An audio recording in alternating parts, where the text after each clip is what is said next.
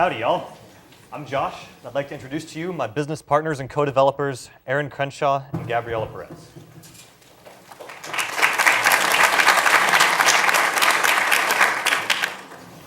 I'm here today to talk to you about the brand new card game that we've been developing, Special Interest, and explain the why behind it. In the parts of civilization where video games have yet to go, card games have gone before. And mass consumers agree that there is still something to be said for games which bring players together face to face, whether it be for a round of laughter or a battle of intellect.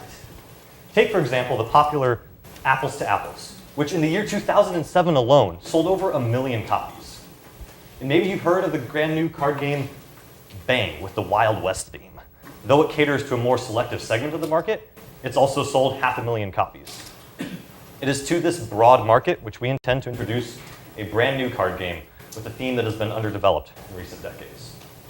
Towards this goal, we started this summer by scoping out the tabletop game field, looking for a need we could address.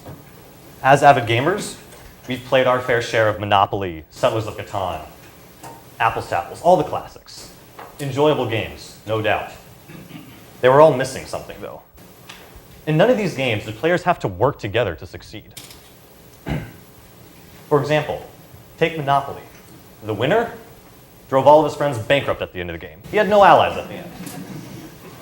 So, after continuing to take a look at the current most successful and popular games, we asked ourselves the question, what can we do to create a game where nobody can accomplish anything significant alone? The obvious answer, confuse everything with politics.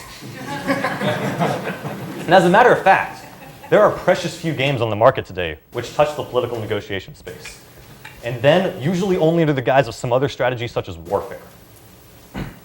Special Interest has a driving theme where the idea is players are politicians, and their daily business is centered around stimulating the economy. At the end of the day, though, they're investing in the same markets and conducting under-the-table dealings. Hardly anything is on the level. Players still win individually, but there's a requirement that in order for a bill to pass, they need the majority of the vote. So this forces players to work together, form agreements and alliances in order to accomplish legislation and grow their personal wealth. This mechanic will address the problem where a player can early on gain the lead in the game and leave everyone else in the dust without hope.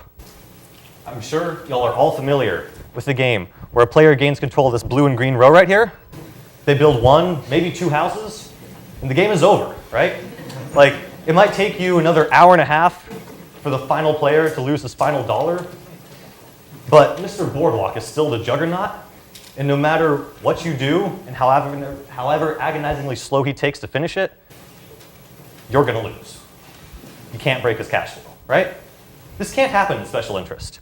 In the games that we have played, as soon as any one player gets the inkling that any other player has got an edge, he'll either team up and try and ride his success, or he'll turn around to his friends and form a different alliance so they can combat and outvote him.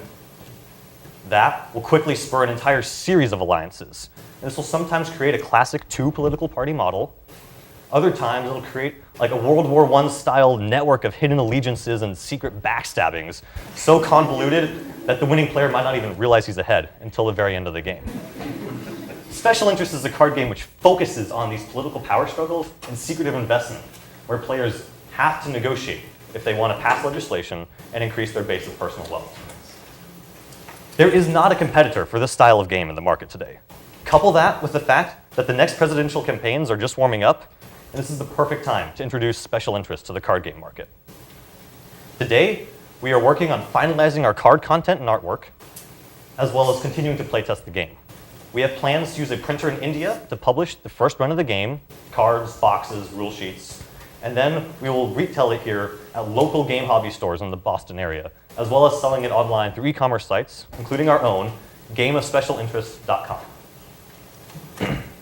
With all costs considered, from the printing and publishing, the necessary customs inspections, trademarks and copyrights, and then the full marketing campaign, we need to raise $20,000. This will allow us to print the game and sell it on the shelves here in the Boston area and start making money. As an added bonus, for any of you who choose to invest with us, we will make sure you know how to beat your friends every time. Thank you.